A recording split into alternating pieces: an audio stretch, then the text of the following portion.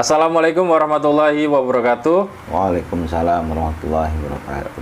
Sahabat Tilip Online, kembali lagi dalam program podcast. Saat ini saya sudah berada di rumah Ustadz Sunardi. Gimana, sehat Pak?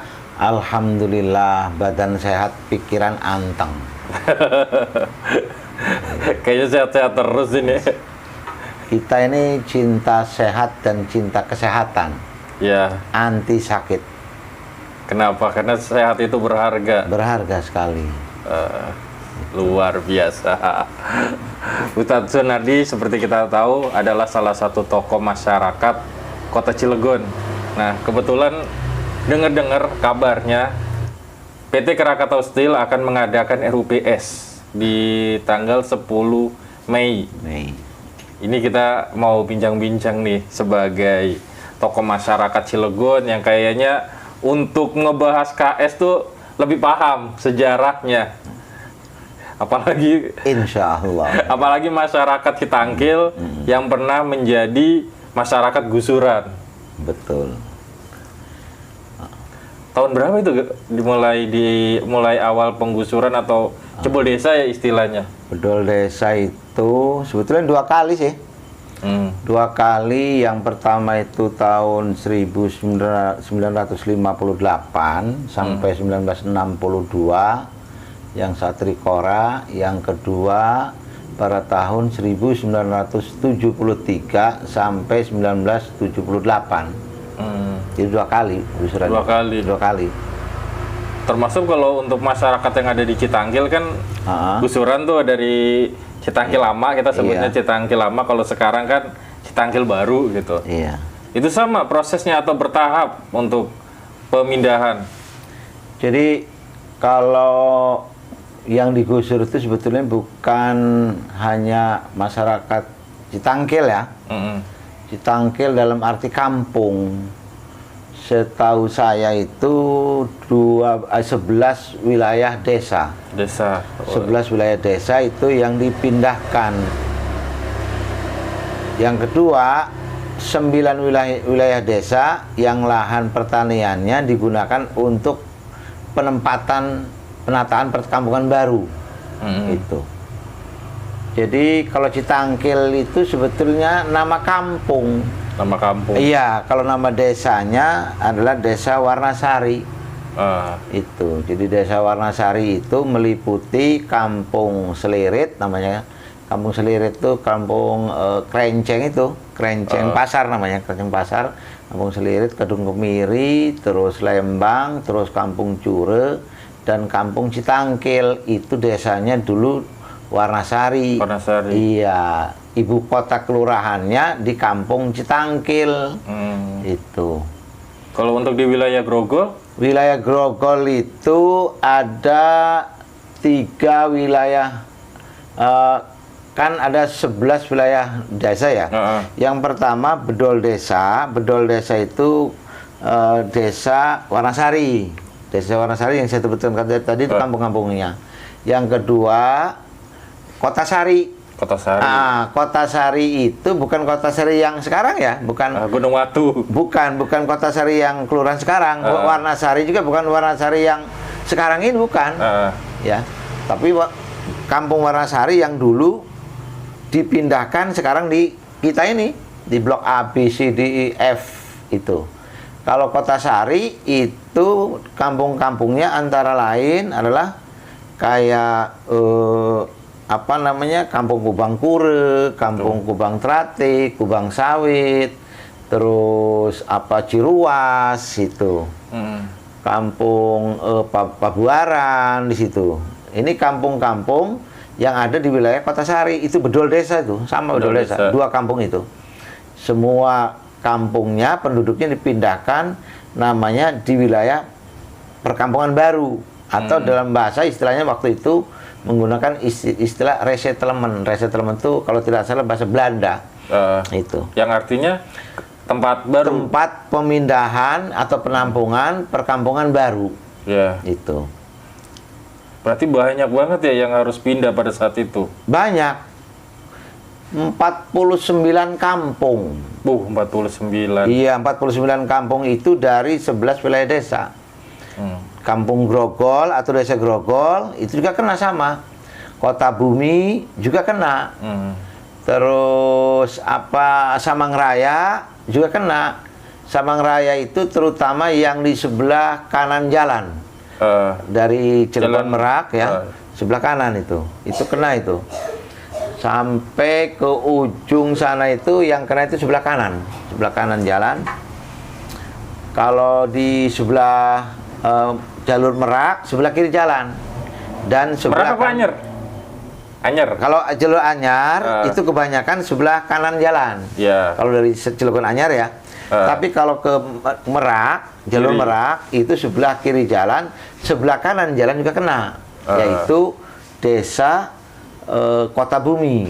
Desa Kota Bumi termasuk juga wilayah Desa Kebon Dalem. Tapi tidak banyak Kebon Dalem, hanya kurang lebih rasanya 4 hektar. Kebon Dalem itu. Yang banyak itu adalah Warnasari, Kota Sari. Itu betul desa, 2 itu. Berarti kan banyak banget masyarakat Cilegon pada saat itu yang harus berpindah kayak gitu. Berarti kan ya pengorbanannya ini benar-benar kemudian dirasakan sama masyarakat atau tidak dengan keberadaan PT Krakatau Steel ini gitu. Assalamualaikum. Jadi kan istilahnya gini ya, Banten ini kita punya wilayah, Banten ini punya wilayah, salah satu wilayahnya adalah Cilegon. Nah, Cilegon pada saat itu sumber pendapatannya adalah dari pertanian dan perikanan dan nelayan itu mayoritas dia, nelayan dan pertanian, sumber kehidupannya itu. Kalau satu wilayah memiliki sumber pendapatannya itu dari pertanian dan nelayan, artinya itu memiliki ketahanan pangan. Memiliki ketahanan pangan bukan sebagai wilayah pasar pangan, tapi produk pangan, memproduksi pangan. Bisa menghasilkan. Bisa menghasilkan pangan, bisa bertahan gitu. Memiliki ketahanan pangan. Nah, jadi negara pada waktu itu tidak memberikan bantuan pangan, nggak ada BLT. Waktu itu nggak ada BLT, nggak ada juga subsidi gitu pangan.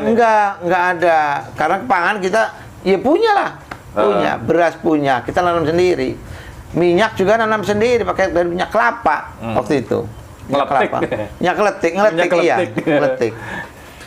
Tapi setelah ada pembebasan, itu terjadi alih fungsi lahan namanya. Alih fungsi lahan itu dari pertanian, dari perikanan berubah menjadi industri, kawasan industri. Jadi Empang itu dirubah menjadi kawasan industri, sawah dirubah menjadi kawasan industri, kebun atau Tegal istilahnya ya, dirubah menjadi kawasan industri pabrik. Itu. Jadi kehilangan tuh sumber pendapatan masyarakat tuh, kehilangan. Itu. Iya. Nah, ketika kita langsung ke pembangunan pabrik PT Krakatau Steel. Ya. Terus kemudian apakah ada dampak terhadap masyarakat saat itu gitu? Ya, jelas. Dampaknya secara sosial kemasyarakatan, sosial keagamaan, sosial ekonomi, sosial politik itu sangat dirasakan pada waktu itu. Sangat dirasakan. Yang pertama, sosial agama, keagamaan. Pendidikan masyarakat Cilegon ini umumnya yang kebetulan dulu itu sebagai petani, itu kebanyakan sekolahnya di pesantren agama. Dan pendidikan agama pada waktu itu bisa mewarnai nasional.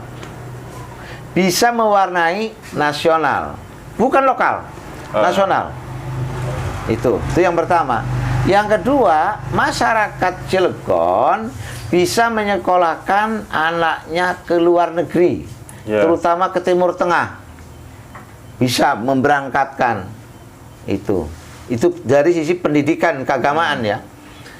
Dan masyarakat secara ekonominya, tadi saya katakan tidak bergantung pada pemerintah pusat. Tidak. Mampu bertahan. Itu.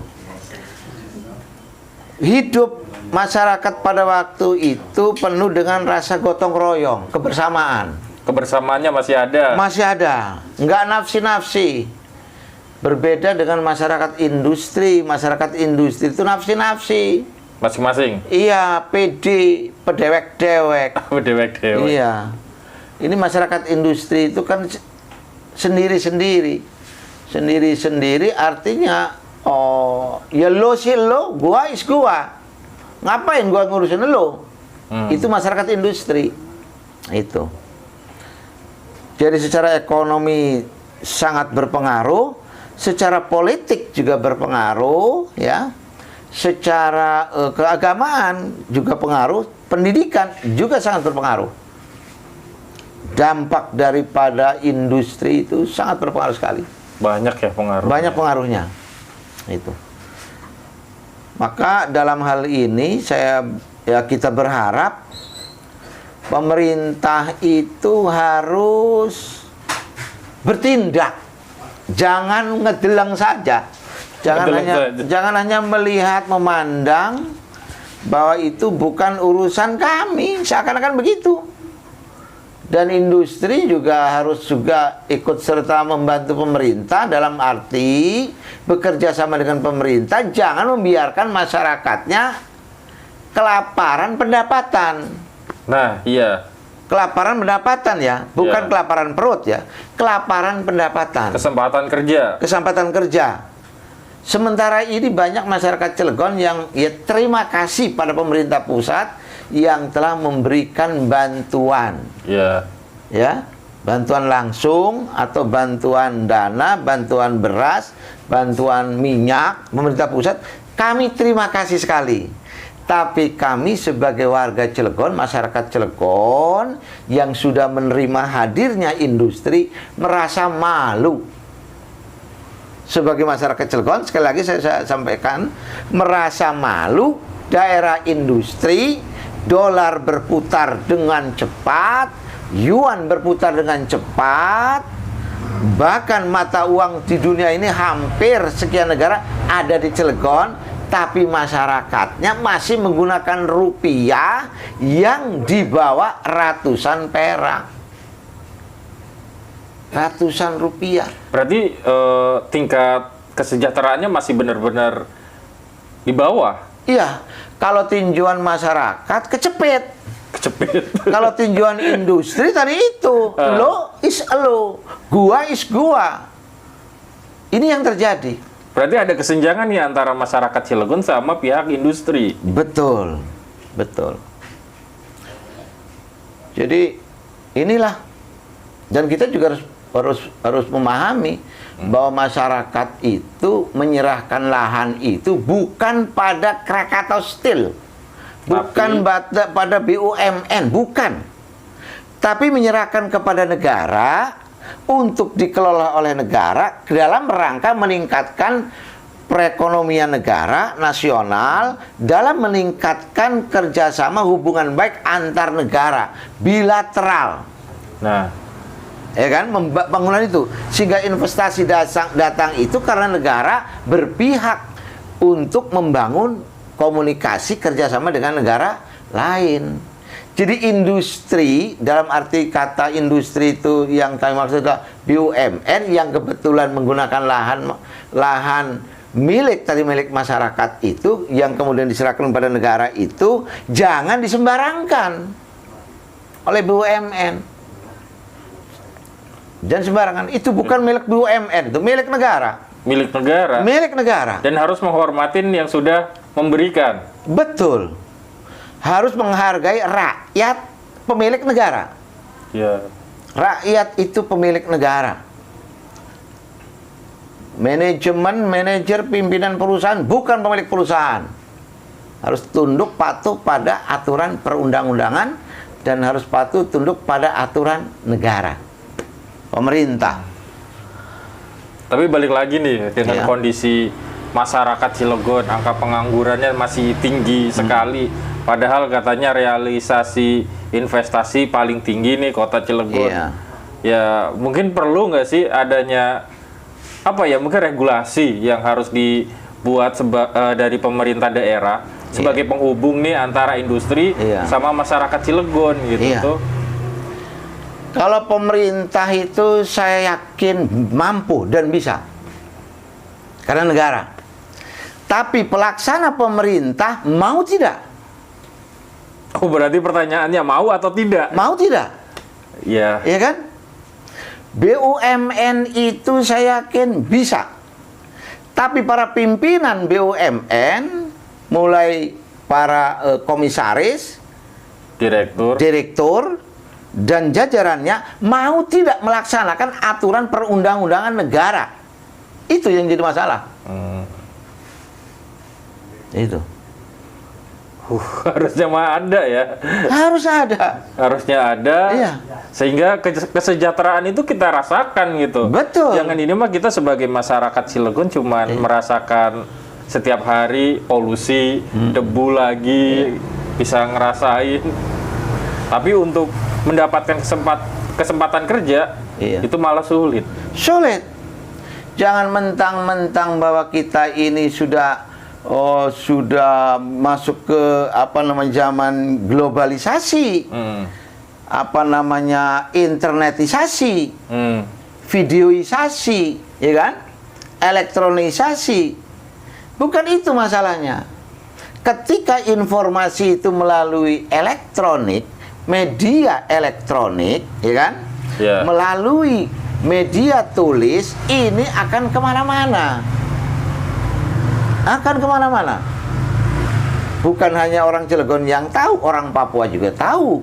Bukan hanya orang Papua yang tahu, orang dari mana pun tahu. Bahkan dari luar Indonesia pun tahu. Dan informasi gratis yang kemudian dari informasi gratis itu akan berdampak pada rakyat bawah. Harusnya informasi itu mahal. Media massa itu harusnya mahal. Tapi sekarang malah dengan keterbukaan, kebebasan informasi, semua bisa mengakses. Iya. Makanya kata orang tua tuh falsafahnya kan begini. Jangan suka membuka baju di ruang terbuka, di depan pintu.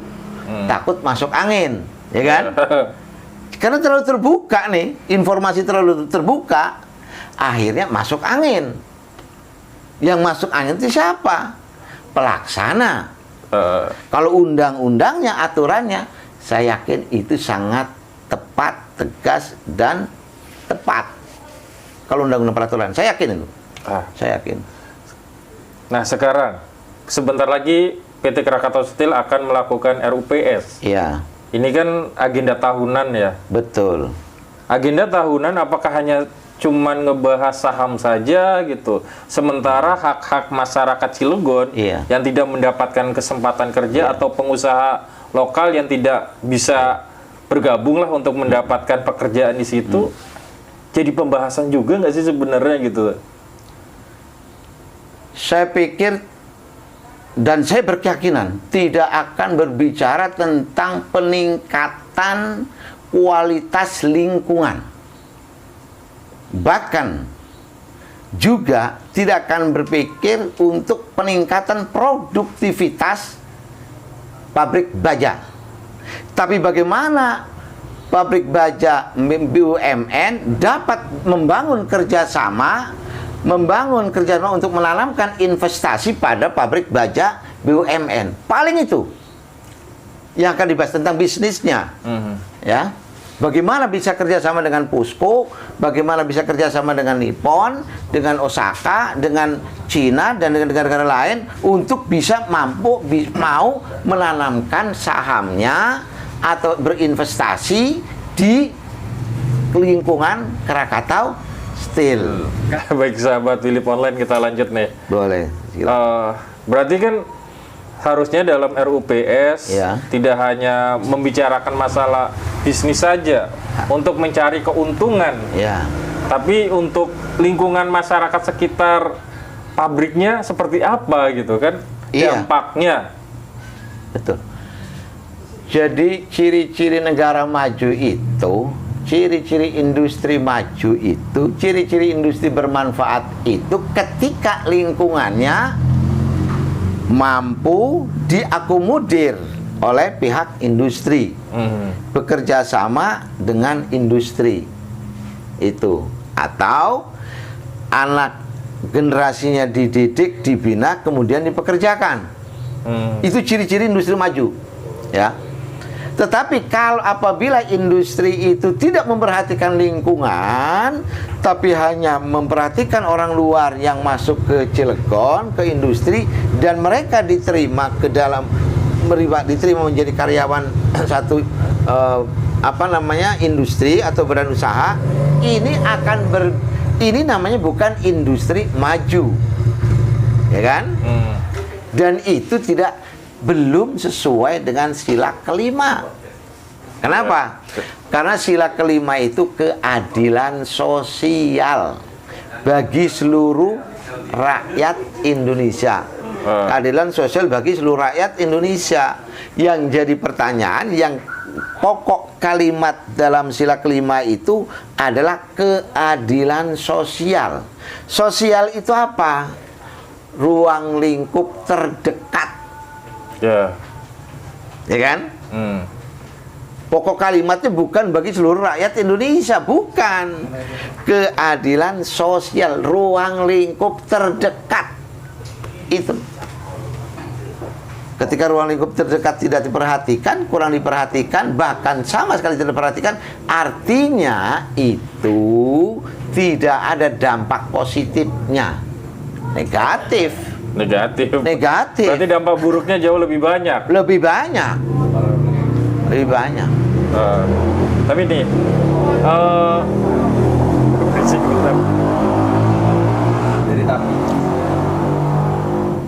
sekarang kan banyak beredar informasi atau ya mungkin opini-opini di masyarakat.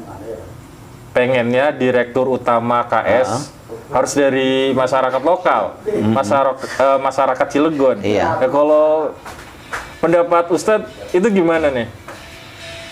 Jadi kalau saya sebagai masyarakat Cilegon nih, sebagai masyarakat Indonesia, jadi harus the right one on the right place.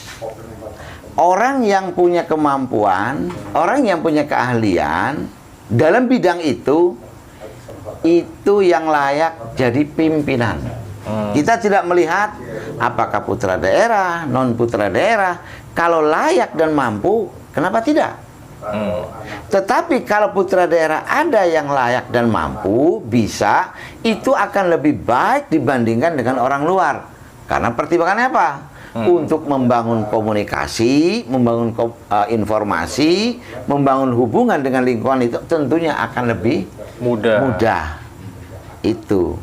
Nah itu. Jadi mau lokal ataupun bukan, yang penting bisa ngurus nih bisa KS. Ngurus KS itu.